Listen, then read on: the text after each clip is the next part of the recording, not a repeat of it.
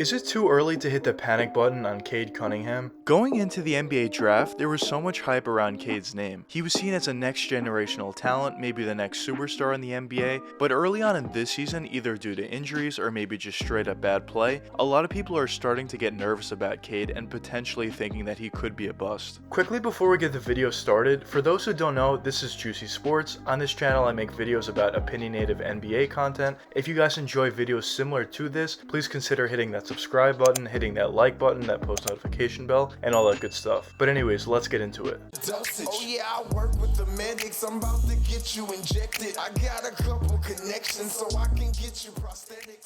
The talent that Cade Cunningham possesses is just fantastic. He's absolutely perfect for the new age NBA in terms of being a 6'8" player that basically plays the point guard position. The fact that he's 6'8" and also has a pretty long wingspan and also has the point guard skills as I mentioned, just gives him such an advantage on the offensive side over the point guard that's at the traditional 6'1", 6'2", or 6'3" size. Just having the ability to really see over the defense makes some passes that shorter point guards may not be able to make due to the fact that he has a great wingspan as well, just gives him so many natural advantages over smaller point guards of course.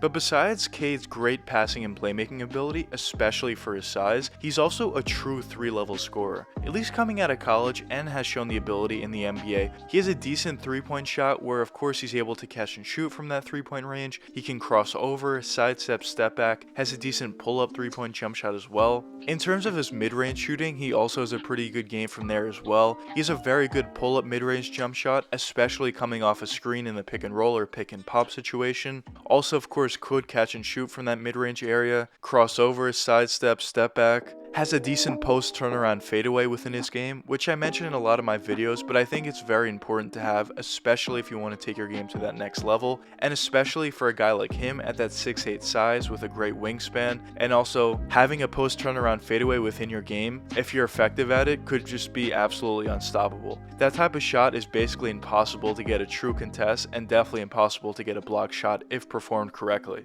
which Cade has shown the ability to do early on in his NBA career. Also has a pretty good floater within his game, especially running the pick and roll, but in terms of his driving and finishing ability, Cade is also very prolific from that area as well. He can finish around the rim with either hand, he is ambidextrous, also pretty athletic with that big size and long wingspan as well, can easily posterize whatever defenders in the paint. Although he's not going to do that very often, he does have the ability to do so. He also has a pretty nice touch around the basket, although he doesn't do it often. He has the ability to post up and put up a little bit of a floater slash hook shot around the basket. Overall offensively, in terms of his scoring ability as well as his passing and playmaking ability, he really just has a great skill set overall. Now so far early on into Cade's rookie season, he's had some stretches of good moments, some stretches of bad moments. He's also been dealing with injuries slash health and safety protocols, which basically everybody in the league is dealing with. But overall in his rookie season, he hasn't been as dominant as a lot of people expected him to be going into the season. Currently on the year, he's averaging around 15.3 points per game on a pretty bad 38% shooting from the field, 6.2 rebounds, and also adding 5.2 assists within his game as well. Now these are certainly decent numbers.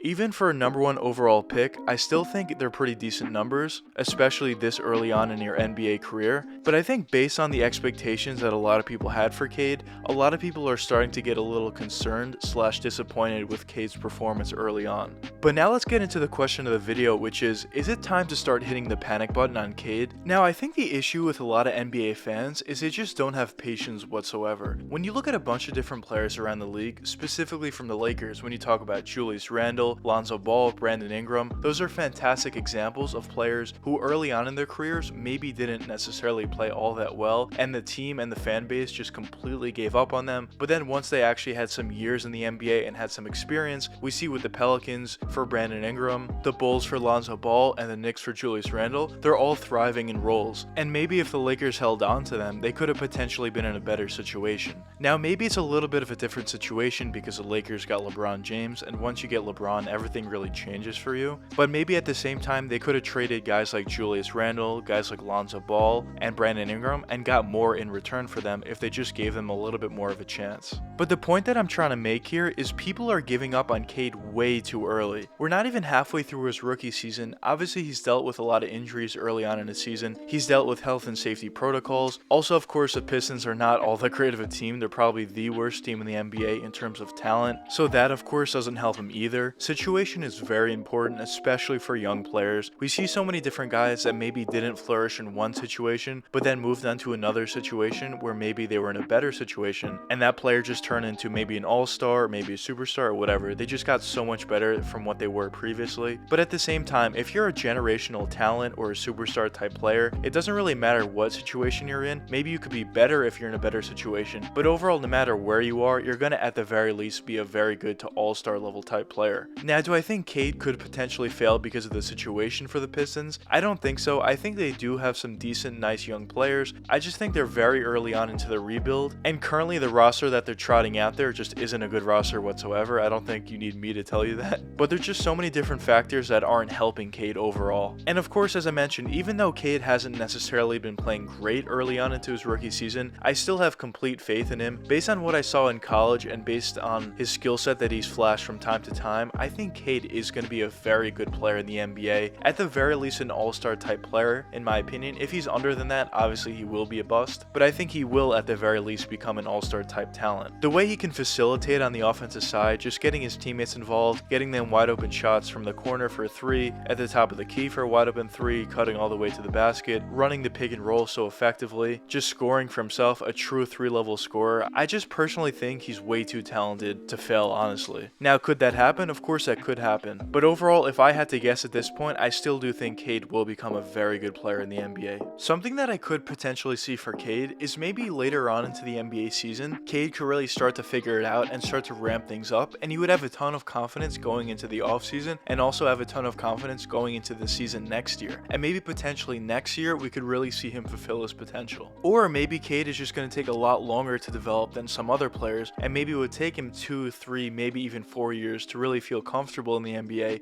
and at that point, maybe he could fulfill his potential. Or of course, there's a possibility that he's just a bust. But in my opinion, I don't think so. I think it's way too early to say that, and I certainly think we should give him some time. But anyways, let me know what you guys think in the comments. Do you think it's time to hit the panic button on Cade Cunningham, or do you not think so? But anyways, I hope you guys enjoyed the video, and if you did enjoy it, check out one of the other videos that are popping up now. But anyways, until the next time, peace out, guys. Dosage. Oh yeah, I work with the medics. I'm about to get you injected. I got a couple connections so I can get you prosthetics. Hope you can't go where I'm headed.